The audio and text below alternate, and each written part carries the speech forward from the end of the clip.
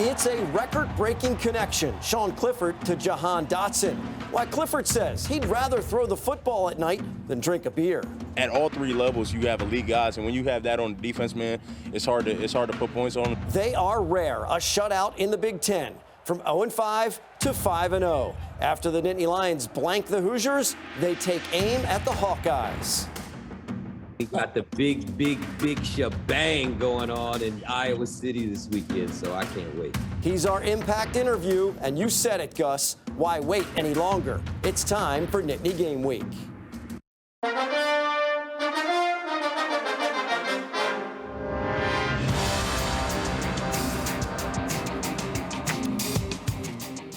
Hello, everyone, and welcome to Nittany Game Week. I'm Todd Sadowski alongside Jay Paterno and Tom Bradley. Thanks for joining us. Less than a year ago, Penn State lost to Iowa, fifth consecutive setback. They haven't lost since, guys, 9 in a row now. They're coming off a shutout of Indiana and now travel to Iowa City for a number 3 versus number 4 matchup. Would have never predicted this last November.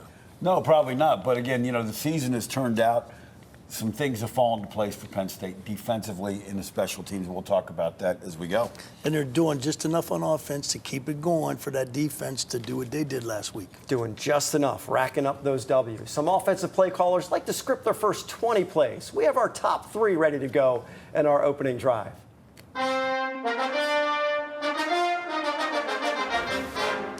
Sean Clifford's footwork against Indiana. Didn't tuck it under and run a lot, Jay. His scrambles lead to some scores that were critical in the win over the Hoosiers. No question. And when you look at this, of the 39 pass plays they called, he scrambled 15 times. 4 of the 6 third down conversions they had were off scrambles. 2 of the 3 touchdowns. He's doing some things that are helping move the chains and keep them going offensively. I love to see the eyes forward, Tom. No fumbles. That's another thing. There have been no fumbles. Yeah, big change in that as far as the turnovers for Sean Clifford and ball security. Of course, his connection with Dotson is special. They have 19 touchdowns as a tandem, most in Penn State program history. They build on that chemistry at all hours of the day.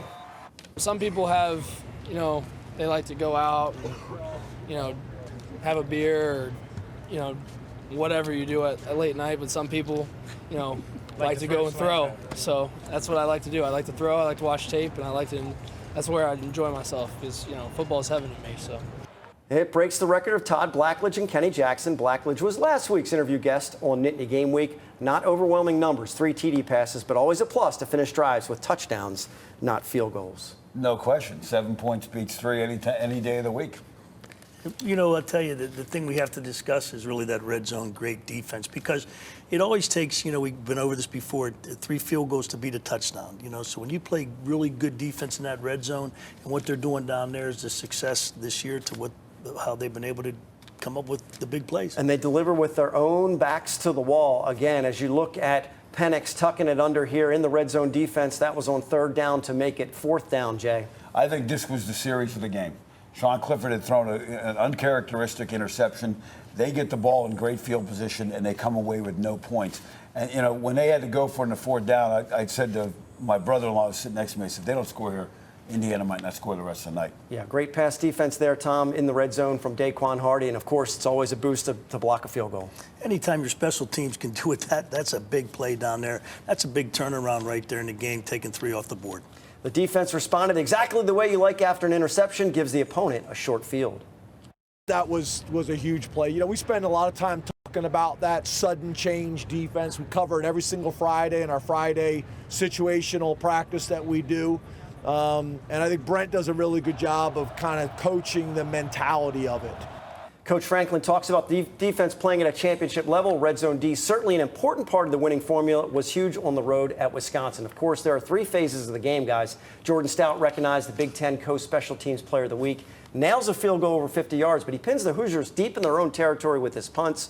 Field position, ball security could decide the game with the Hawkeyes. No question. Both teams have great punters, great net punting. So, to get a short field, you're going to have to come up with a turnover. And special teams has been humongous for Penn State this year. You being a defensive coach, you love the long fields. You love those long fields. Boy. Love that large margin for error. Yeah. You make a tackle. Yep.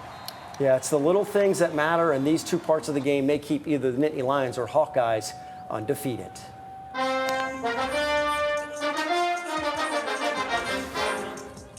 Time to hand out the scrap medal. Scrap, this is what we envisioned when we talked about this segment, honoring a linebacker, Brandon Smith, and ultimately recognizing the defense for their scrappy play against Indiana. Brandon Smith is going to win the award this week, but it should be the whole defense. It is hard to come up with a shutout nowadays. You don't see many of them. I think it's how long it's been since Indiana's been shut out, since 2000. Yeah. I mean, and so it's a great effort, and, you know, we gave it to one guy, but we really should have given it to the whole defense and the defensive coaching staff, too. Great job. You can't see him, but big smile on his face from Tom Bradley. Loves to see the defense doing the job. 2 conference games, 10 points allowed. That's getting it done so far in Big Ten play. Still to come, they're one of the harder teams to beat, one of the easier teams to scout. Coach Bradley and Coach Paterno are up next with some Iowa Hawkeye X's and O's in our scouting report. Nittany Game Week returns after this. Tom Bradley's Scrap Medal is sponsored by Team DUI, creating a safer and healthier environment for everyone in the Commonwealth.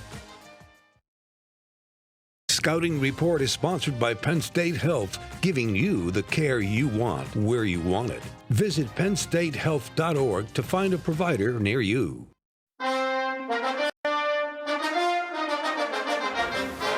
We're back on the Nittany Game Week. If you watch an Iowa game from 10 years ago and then watch the one from last week, you're bound to see a lot of similarities. They place a premium on execution. We follow a similar formula. Second segment of the show, that's where we go to our experts to break down the opponent and our scouting report. Coach Paterno, Coach Bradley, the Hawkeyes, how are they able to be both dynamic and dull at the same time? Well, it may be dull, but they win. So we're going to talk a little bit about it. And they are all about techniques and fundamentals. And let's talk about their offense right off the bat, Tom.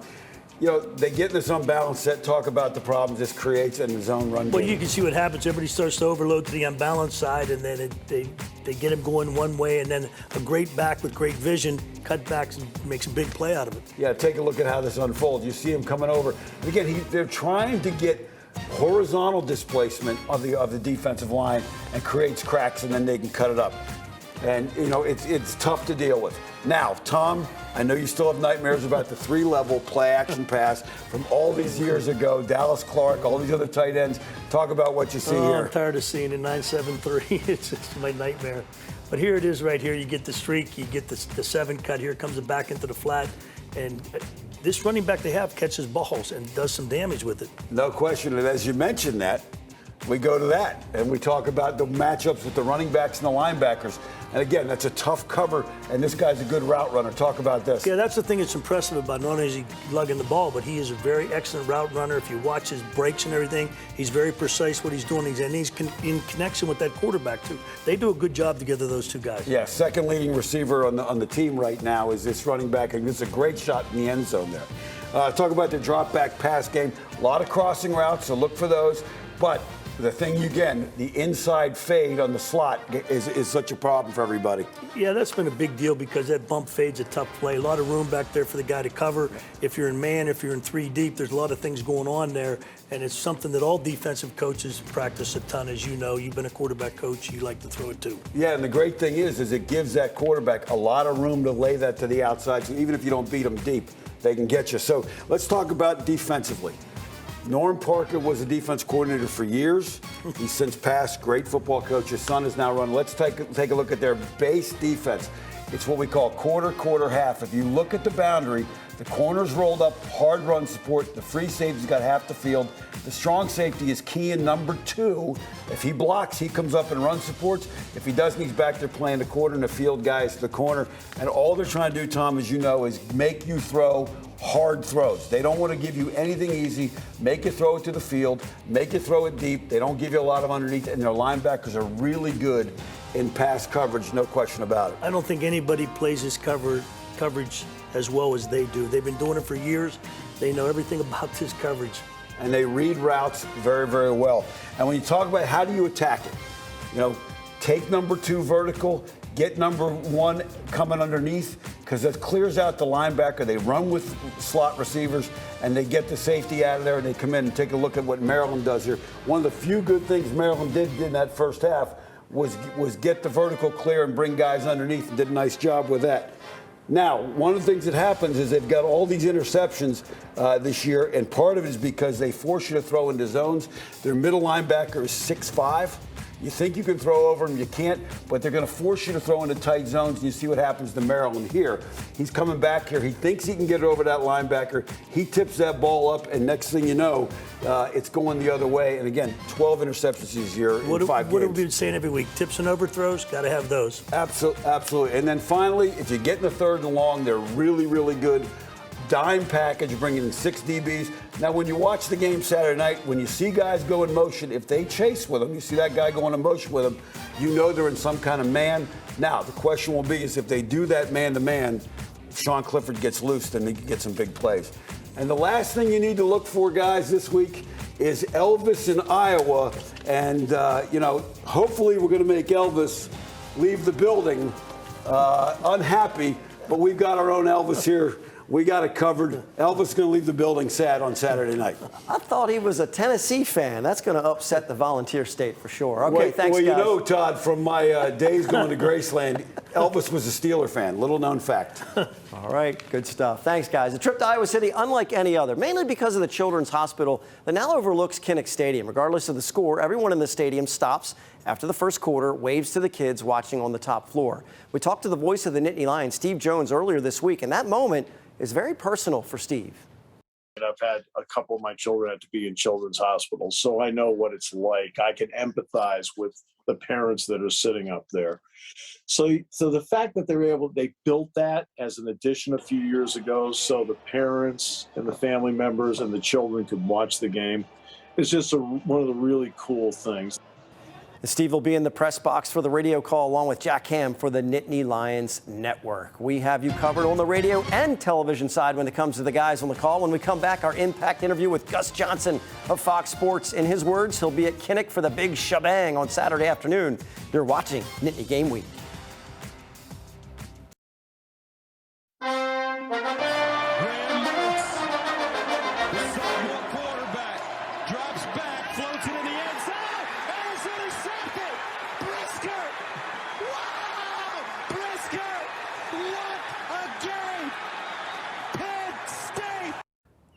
You can feel the adrenaline rush when Gus Johnson calls a game. The lead play-by-play man for Fox Sports is our Impact interview guest for this week. And I looked up synonyms for highly energetic to try and find a way to describe Gus. Indefatigable and kinetic were the 2 words that jumped out at me. Gus, we're looking forward to this conversation. Thanks so much for joining us. All right, man. I'm so happy to be with you guys. Thanks for asking me to come on. You know I love me some Nittany Lions. And we got the big shebang going on in Iowa City this weekend, so I can't wait. Yeah, we cannot wait for the next 15 to 20 minutes with you. This is our Impact interview. You were an excellent athlete in high school and in college at Howard University. So what kind of impact did playing sports growing up have on your now successful career behind the mic calling sports? Well, you asked me that question, and I got 2 bad coaches that are on this interview. So all of a sudden I had to straighten up a little bit, get that back straight, lean forward. Hey, sports is everything to me, and it's taught me everything. It feeds me to this day. The reason that I'm sitting here talking to you is because of sports. I love sports.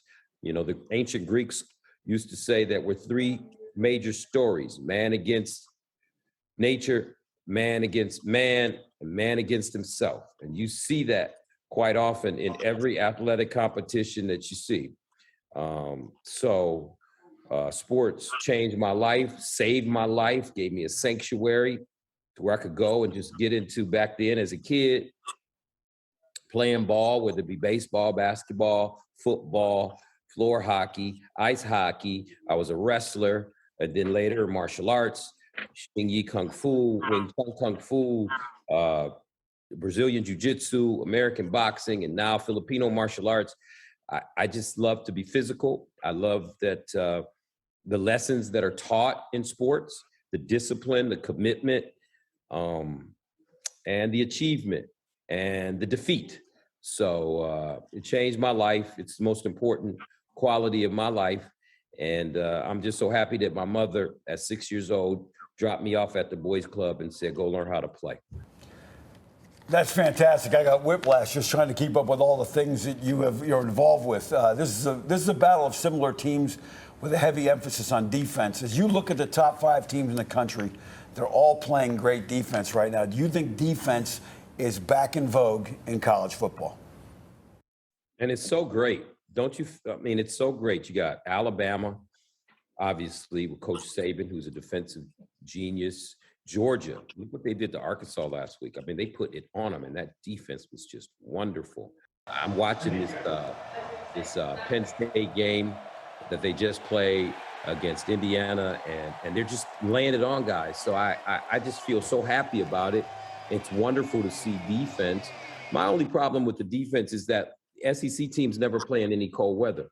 So we don't really know. We're talking about those three ancient Greek stories, man against himself. I want to see these guys play in some cold weather. I watched a Nittany Lions game when I did the first game with Wisconsin this year.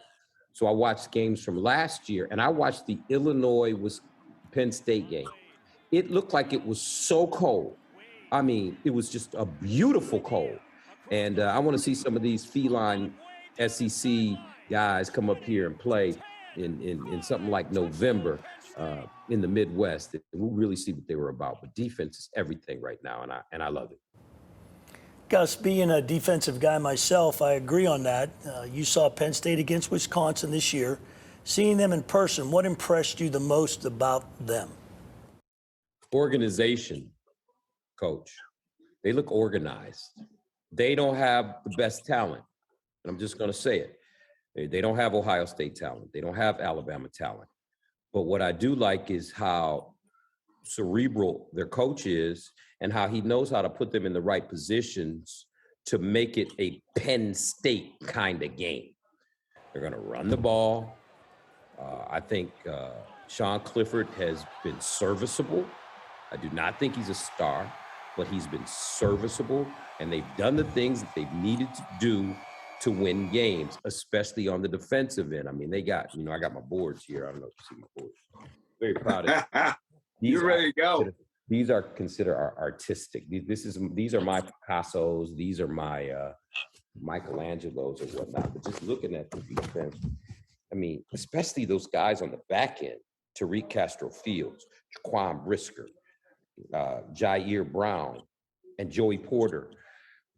I feel like when I watch these guys, I mean, Joey Porter's listed as a redshirt freshman. Jair Brown is listed as a freshman. Jaquan Brisker is a senior, and Tariq Castro-Fields is a senior. But I feel like I'm looking at some pros. So guys that are going to be playing on Sunday. And I just love James Franklin. I think James Franklin is one of the best coaches in America, and he's one of the most unsung coaches. I mean, think about it. Coach, he won at Vanderbilt in the SEC. I mean, come on. Who wins at Vanderbilt in the SEC? And I just think that because of that, he's helped Penn State become the kind of program that has won a Big Ten championship, and right now is the number 4 team in the nation. So I love their organization. I love their discipline. I love their commitment. I love their physicality. To be honest with you, man, I just want to see dudes get knocked out, to be honest. We are Americans. I did soccer in Europe for 2 years. I did 2 FA Cups. I did 2 Champions Leagues, and they call it the beautiful game. Yeah, whatever. But our game, American football, is the beautiful game because there's a penalty. You could get knocked out. And that's really what I like. I like the violence of American football, and I'm not ashamed of it. Yeah, Gus is just getting warmed up. He's going to hang around and talk more with us in a Zoom interview about Penn State, Iowa, along with a bunch of other college football topics. We're going to step aside for the TV show to take a break. If you want to see the entire conversation with one of the most kinetic announcers in sports, make sure you go to NittanyGameWeek.com for the entire interview, along with other web-exclusive content. We're heading down the home stretch. Make sure to come back to check out how some former Nittany Lions disrupt Scraps dinner, including a picture of 2 guys made famous by a touchdown connection in the 82 National Championship with the 83 Sugar Bowl. Nittany Game Week. We'll be right back. Does this play look familiar? One of the most famous in program history. 1983 Sugar Bowl, quarterback Todd Blackledge to wide receiver Greg Garrity, the catch for Penn State. It helps the Nittany Lions become national champs. could watch this thing over and over and over again in slow motion. There it is, the catch, Greg Garrity. And we show you that play because those two guys, once again, in the same location 39 years later, they come to Pittsburgh to disrupt Scrap's dinner. Tell us about this reunion. I go to a place on Tuesday. It's called the All-Star Sports Bar and Grill. It's over in Robinson Town Center. And Jeff Butler, who owns the place, former player at Penn State, invites these guys over to disrupt my dinner. And look at it, they did. And Blackledge and Garrity were both there. Blackledge and Garrity were there. Julius Kantz was there. Dan Biondi in the first picture. Leo Wisniewski was there. Of course, you know, the Penn State fans know his son Stefan and his brother Steve that played at Penn State. You got Rich D'Amico. You got Jeff himself. You got John Wadowicz. You got a whole bunch of guys that showed up. I don't know if they showed up to disrupt me or just get free food from Jeff. They thought you were Tom picking paid the for the bill. Tom paid for the bill. No, Tom, All right. definitely not. Names and numbers to remember. Yeah. Yeah, when you take a look at Iowa on defense, we talked about Campbell, the linebacker, Valkenburg at defensive end, really good. Hankins and Belton in the secondary as well. Tom, talk about the offense. You know, one of the things in this offense is you got to understand who the quarterback is. The tight end in this offense is big. Laporta's big, and I really like Tyler Goodson. He's going to have a big impact on this game. All right. Thanks, guys. Don't miss our depth chart at NittanyGameWeek.com, which includes these local businesses. Our goal to build a team in the community that sponsors the show and that you, in turn, support as a viewer to keep the hometown strong. If you haven't noticed yet, got a lot to share with you when it comes to college football. It doesn't all fit into a 30-minute window. Make sure to check out NittanyGameWeek.com for web-exclusive content.